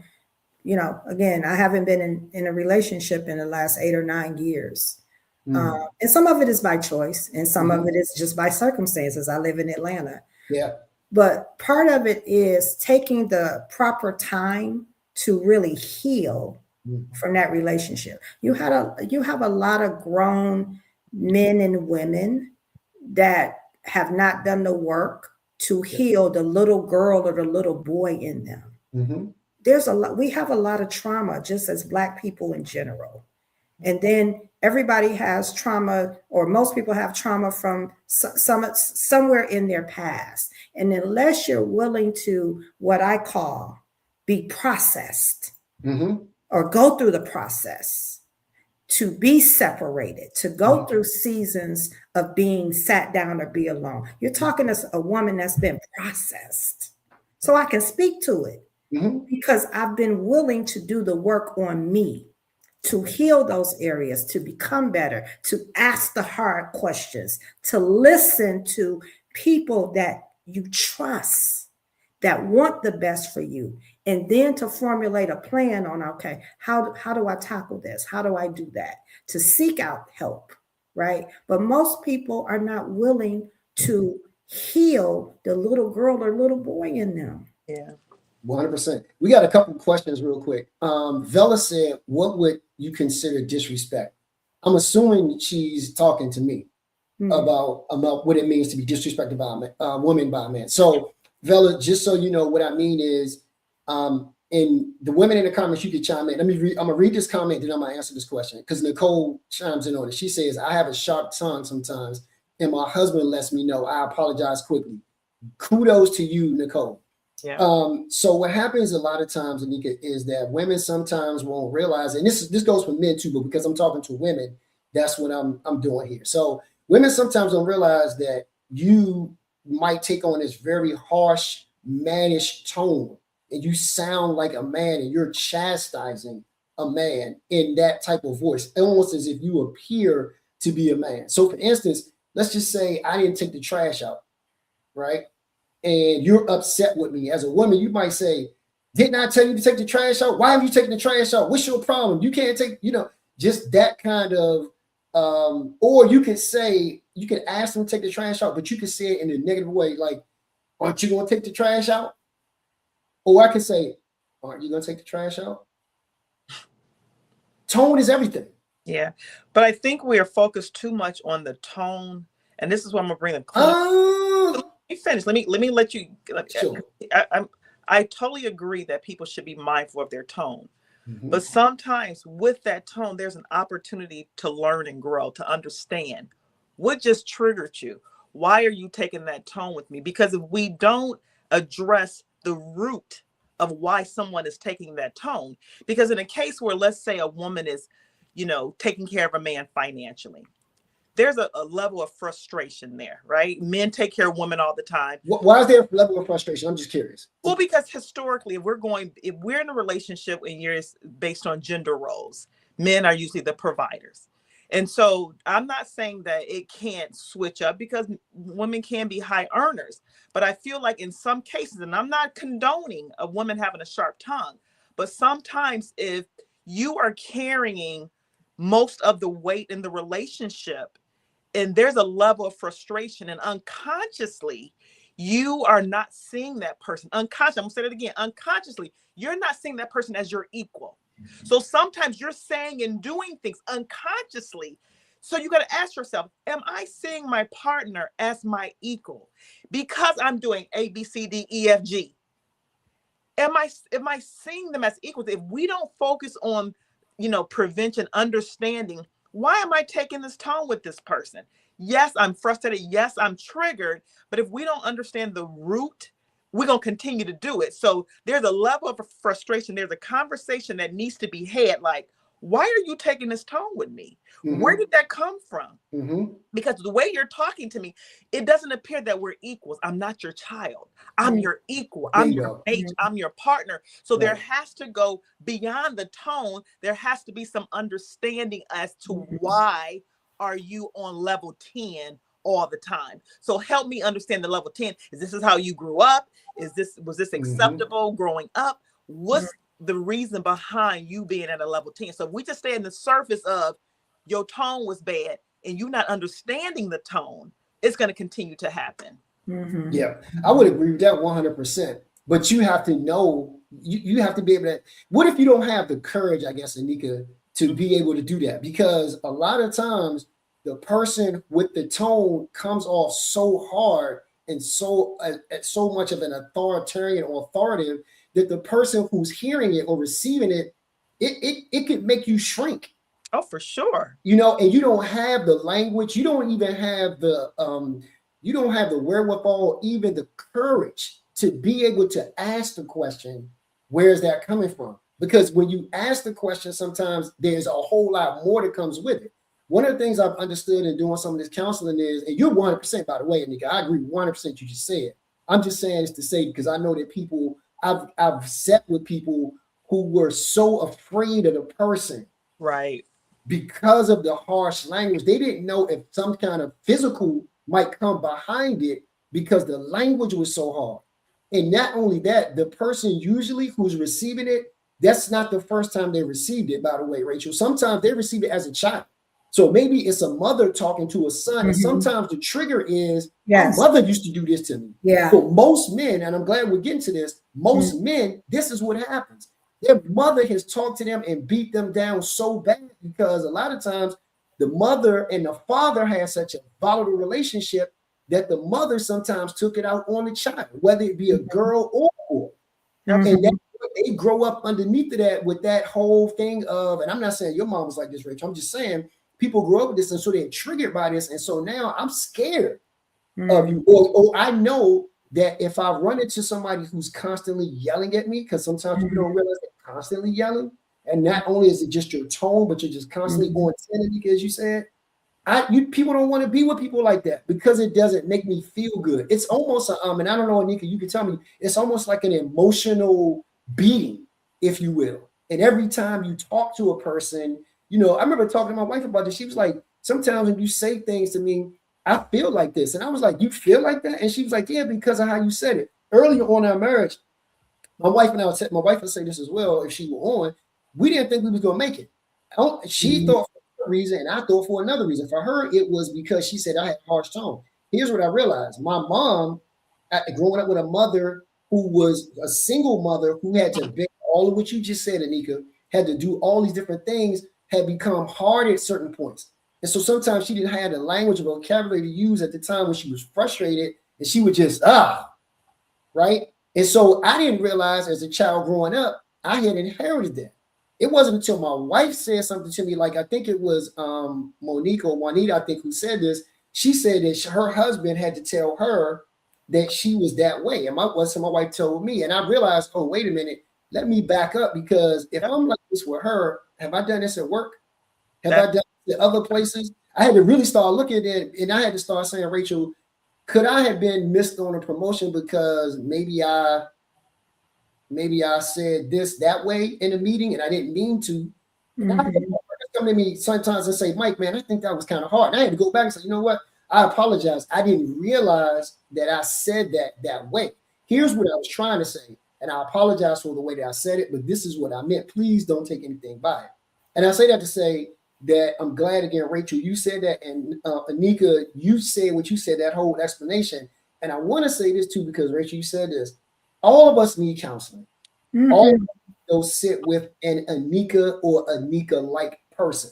Help us to work through these traumas that we have. And in some instances, traumas we didn't know we had. Absolutely. People are, and again, I'm not saying, I think everything can be worked out, because what they say in the Bible, iron sharpens iron. Yes. For your wife to say, hey, this is how I'm experiencing you. How many of us are saying, like, hey, like the guy that talked to me about you, Rachel, your ex, there still was an opportunity.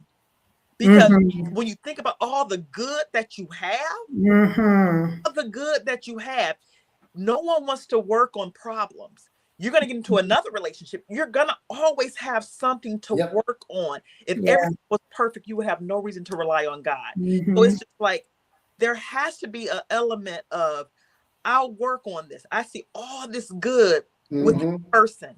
I'm willing to tell them, this is how I'm experiencing you, and it's uncomfortable. And if it doesn't change, then we got to go our separate ways. Right. And people are so quick to like, I'm done. Throw them away. And that's why a lot of people aren't staying married. Right. Because no one wants to do the hard work.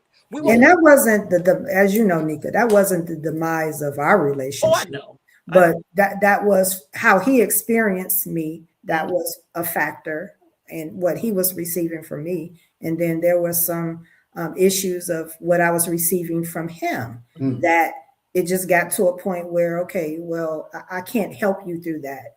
Either you're willing to help yourself, but I can't want something more for you than you want for yourself. Right. So then you have to walk away from a person that you really love and that you saw yourself being married to. I mean, on paper, you know, if we close our eyes, we could have grew up in each other's household, you know.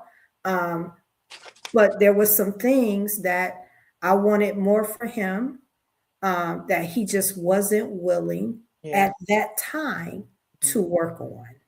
So do you, like you said, in that relationship too long? Yes. Okay. I did. Why didn't you get out sooner? I think a couple reasons. I think when I met him, for disclosure, I was in transition myself. I was in transition myself, and I was in between jobs, and he came along at a time, and I thank God for him. I do. He came along at the right time. When they say God will send you an angel in disguise, he came along at the right time for me. That's good. And then I found employment and got back in my field and was doing well. So then I reciprocated, right?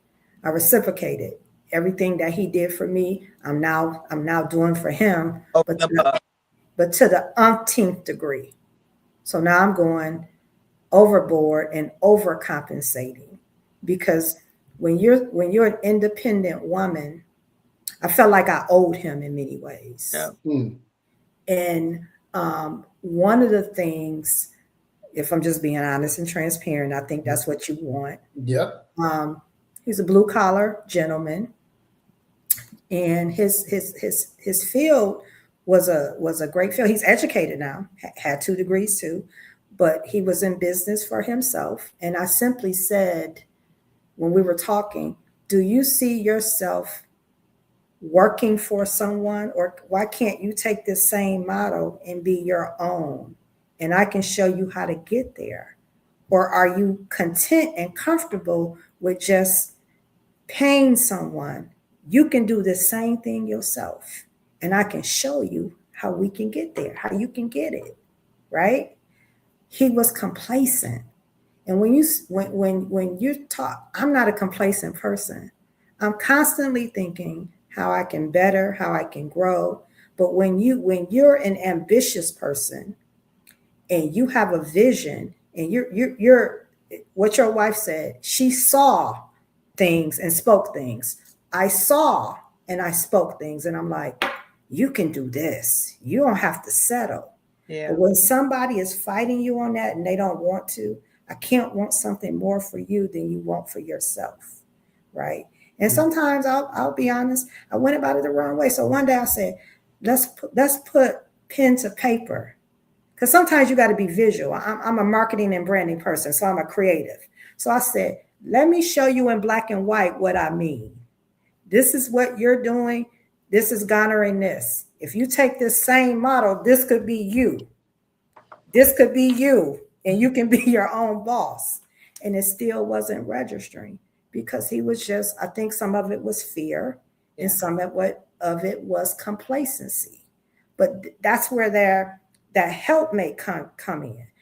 I will say this, and I'll own this and accept accountability. I gave wife benefits, but I was a girlfriend.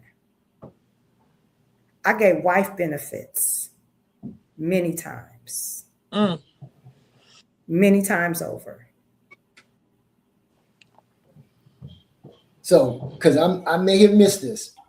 Tell me why you stayed so long. Tell me why you didn't, because I listened to what you said, and you are brilliant women. I can already tell that. I can tell just by talking to you. I know this, and you're insightful.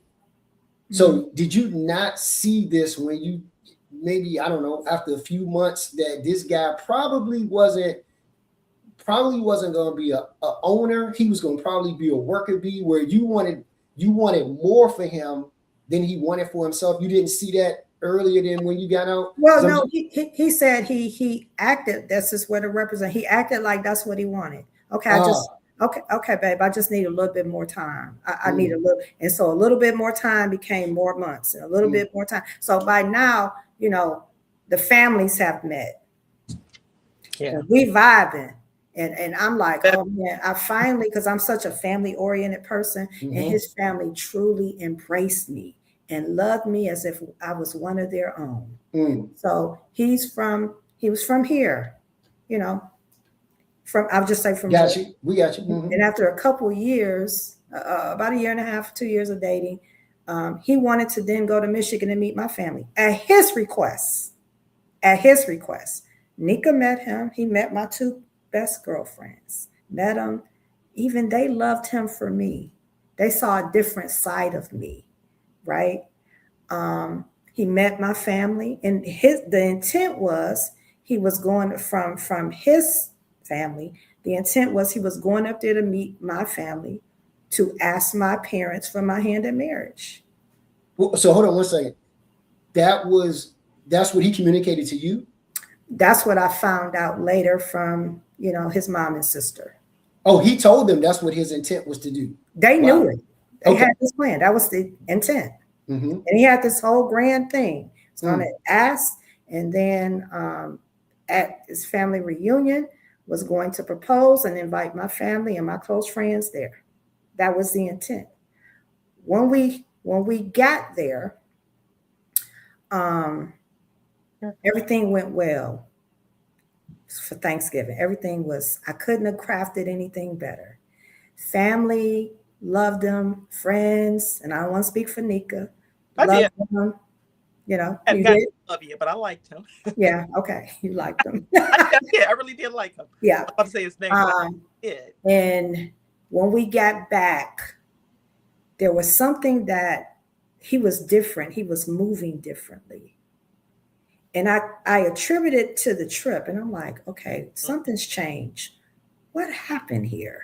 We had a great time, and now he's moving different. He's distant.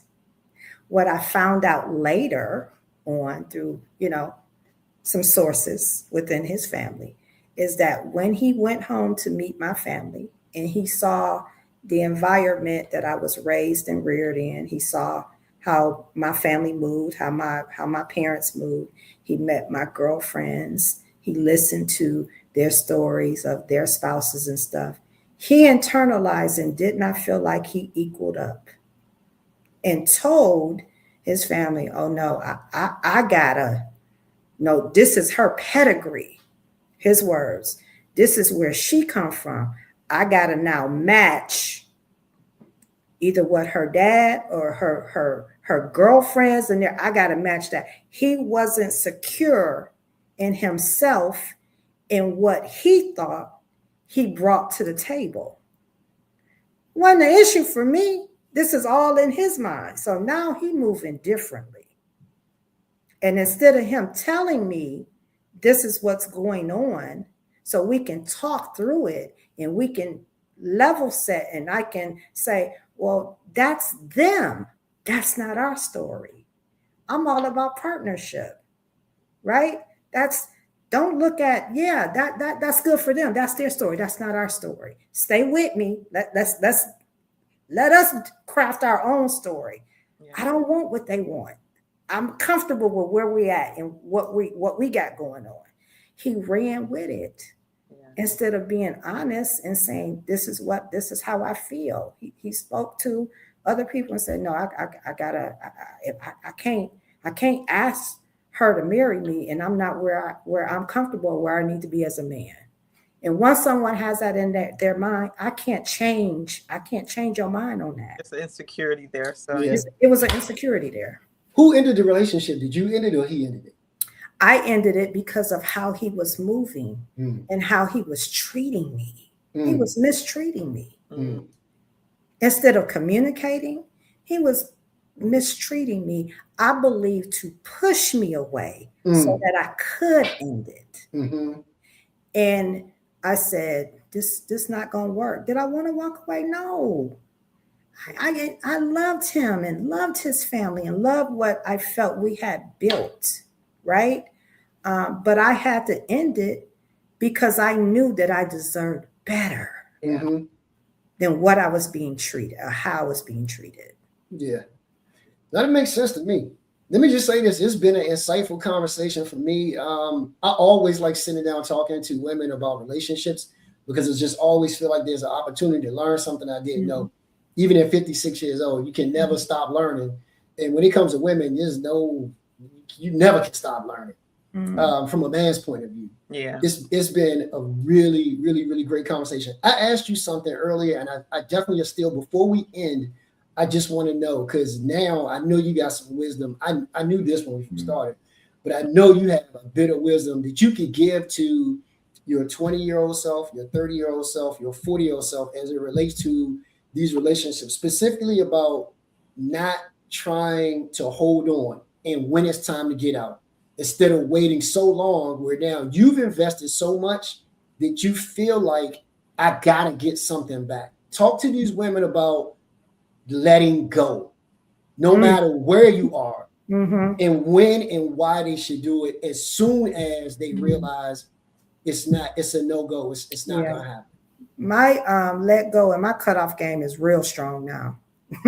Talk to the 20-year-olds, 30-year-olds, 40-year-olds. Talk to the heroes. Yeah. I would say this. Don't look, take off your rose-colored glasses.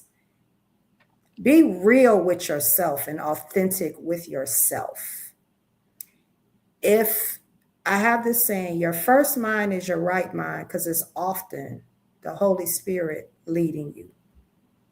We always say, man, I should have listened, or something told me that something told me. Your first mind, always go with your first mind, because it's really leading you the right way. I would tell my younger self to get out of fantasy land. What you saw on TV and Lifetime is not real life. Stop romanticizing and fantasizing. Deal with reality. Some of it is we get caught up. I got caught up in these Lifetime movies and these, I'm a romantic at heart. I love love. I love Black love. Love Jones' favorite movie. Brown Sugar, Love and Basketball. Those are my favorite movies, but especially Love Jones, right? But be real and authentic and true to yourself first. Yeah. First. Take off the rose-colored glasses, because we see what we want to see. There we go.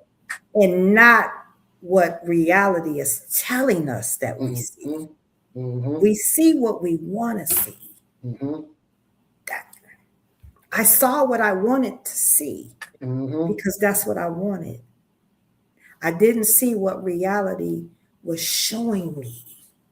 So I stayed longer than I needed to for something that really just wasn't serving me and good for me. How important do you think it is to have like a trusted person when you're younger, having somebody that holds you accountable? Because I think sometimes, what you're saying is right on point. However, do you feel like also having an accountability person, somebody that you can talk to and trust and not feel judged, that will give you some solid some solid advice, like as a young person? I think when you're first, yes. When you're younger, you need somebody more seasoned. You don't need nobody in the same age group as you. It's like the blind leading the blind. You need somebody that's older, that's seasoned, that's been through it, right?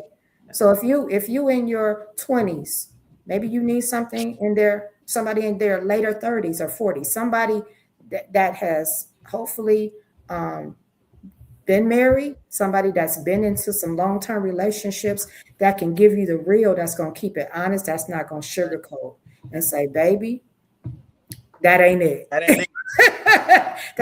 It got to be somebody that you trust. I believe in mentorship. I have mentors at every stage of my life.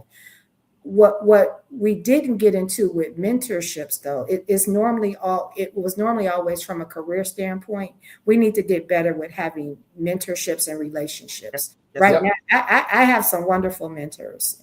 Nika's been married 20 some years. My other girlfriend has been married 20 some years. I have girlfriends that have longevity in marriages, and some on their second marriages that I learn from, Yeah. that I take from.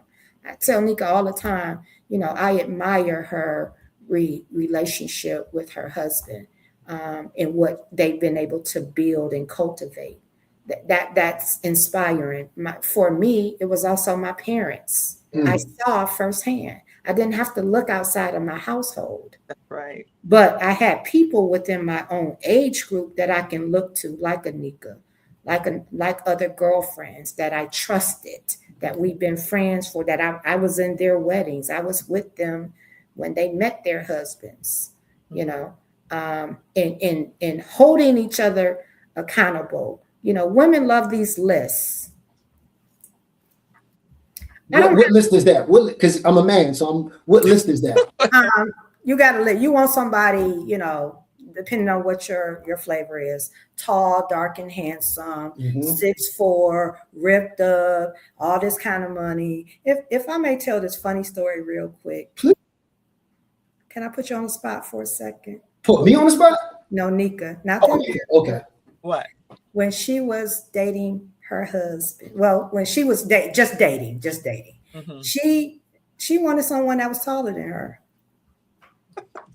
Did you know? The same height, right? She wants somebody taller. Girl.